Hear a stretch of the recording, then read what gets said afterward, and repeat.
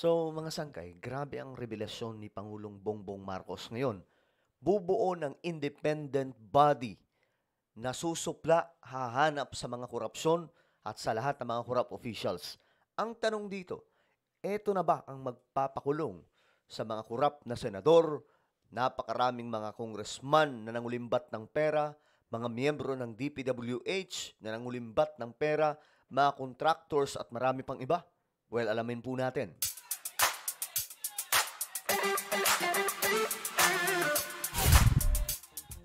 Okay, marami po ang nagulat ngayon mga sangkay dahil nga po sa biglaan na sinasabing nag-resign itong si Bunuan, DPWH Secretary. Pero mga sangkay, ako hindi pa ako naniniwala na siya ang nag-voluntary resign.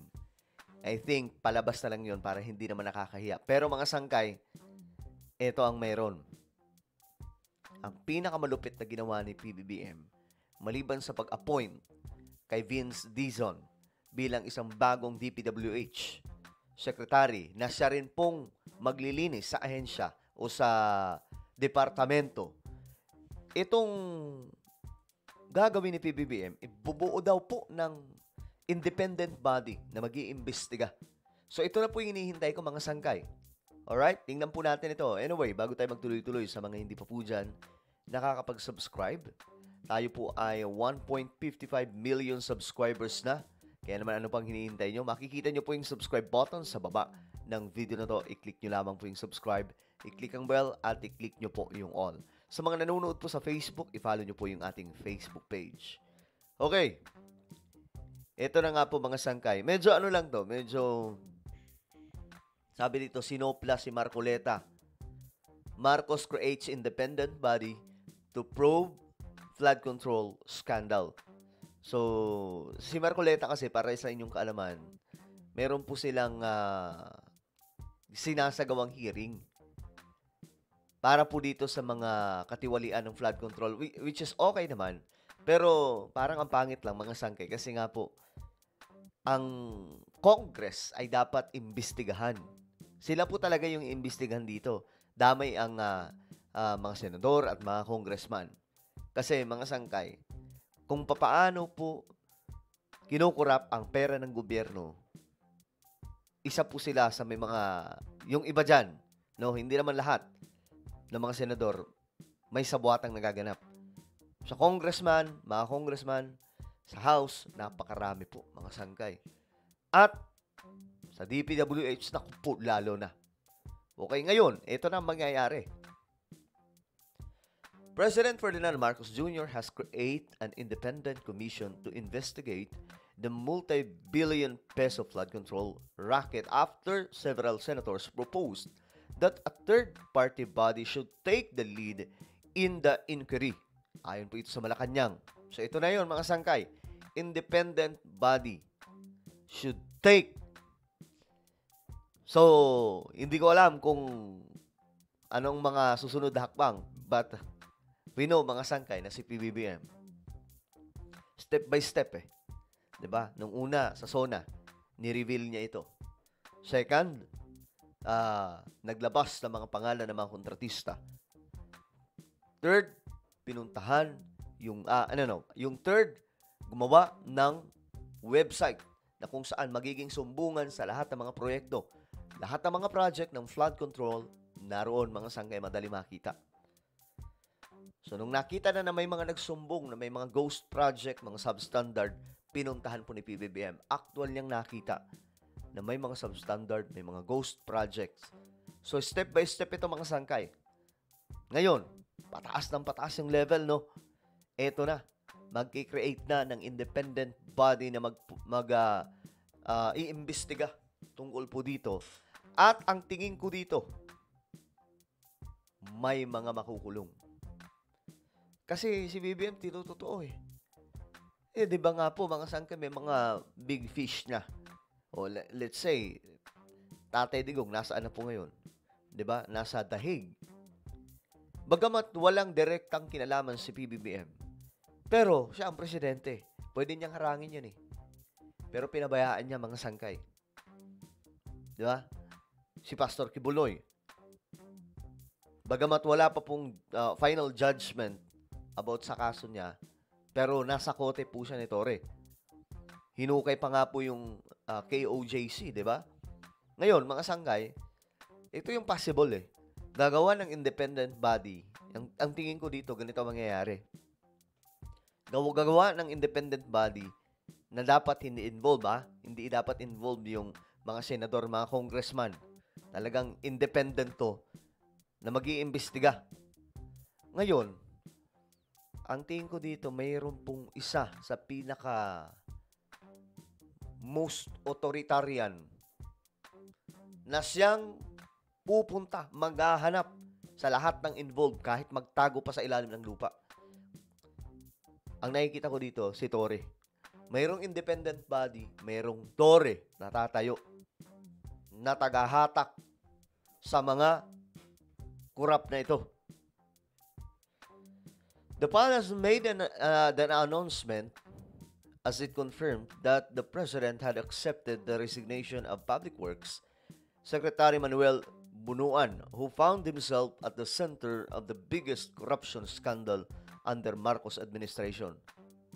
Senator Rodante Marcoleta earlier, ito na mga sangkay, nagkakaroon po ito ng nagkakaroon nga po ng problema ngayon doon sa Senado. Kasi nga po, may ibang mga senador gustong gawing independent. Magkaroon ng independent na hearing. Pero di po ako pabor sa sinasabing sila Kiko Pangilinan, sila Tito Soto ang gagawa nito ng independent inquiry. Dapat hindi po talaga kabahagi. Kahit senador, hindi po dapat. Kahit congressman, hindi po dapat. Dapat independent.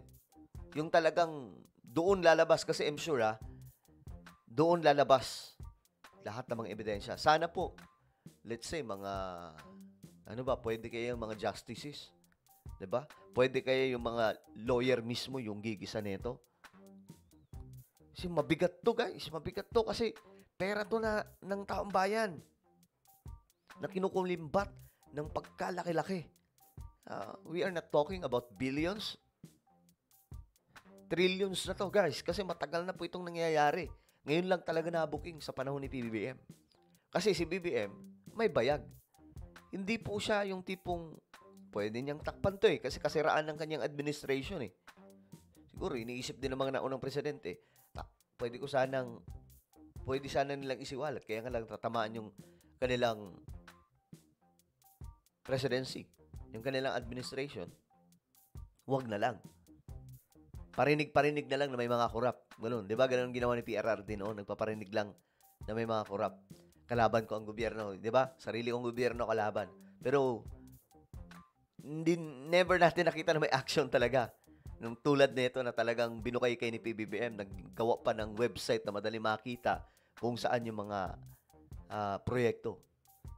Si PBBM, kumbaga, ang political will dito ni PBBM, debaling tamaan yung kanyang administrasyon. Kasi mga tauhan yan tatamaan dito Ang mahalaga, matapos na tong problema ng korupsyon. Especially sa DPWH kasi ang laki-laki ng pera na binibigay sa kanila. Kasi sa mga proyekto yan, ang tulay, kakalsadahan, Smiu Marimar. Tapos mga flood control. Diba? So ngayon, debaling tamaan ng kanyang administrasyon, ang mahalaga, makita na lahat, pati kay Duterte, kay Noynoy, lahat ng mga project na ito. At isa sa kailangan dito gawin, yung bagong sistema sa loob ng DPWH. Kailangan yung sistema, hindi na po yung kagaya dati. Gumawa talaga ng panibagong sistema na hindi na ito mauulit. Kaya nga, sabi ko dyan, sana magkaroon po ng let's say, na tayo, constitutional reform. Kasi ang ugat ng lahat ng to, 1987 Constitution. So, na tayo, parliamentary system, para talagang lahat ng mga proyekto, madali makita, madali masilip, mahirap po nakawan. Kaso nga lang, ayaw ng mga senador ng TOKWA.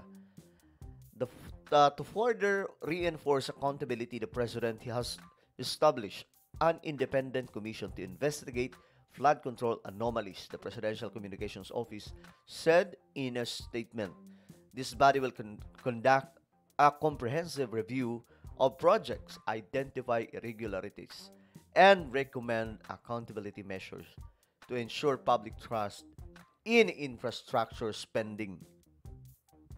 Mm. Ngayon, mga sangkay, nasa exciting part na po tayo. Abangan po natin yung talagang mangyayari kung ano po ang kalalabasan nito. Kasi ano to, mabigat. Ang tingin ko nga, ito po ang magiging legacy ni PBBM. Anti-corruption. Yung siya po talaga yung maglilinis dito. Pero kailangan maayos yung sistema dito. Para kahit umikset na siya, malinis na. Hindi na mauulit-ulit. Kasi ang problema dito kapag wala na si PBBM, paano? Balik ulit. Balik ulit yung sistema natin. 'Di ba? Korap-korap na ulit sila. Wala na si BBM eh. Well, ano po ang inyong opinion? Mga sangkay, comment down below. Mayroon po tayong YouTube channel. Sangkay Revelation, hanapin nyo po ito ngayon sa YouTube. Kapag nakita nyo na, click nyo po yung subscribe. Click ang bell at i-click nyo po yung all. Ako na po ay magpapaalam. Mag-iingat pong lahat. God bless everyone.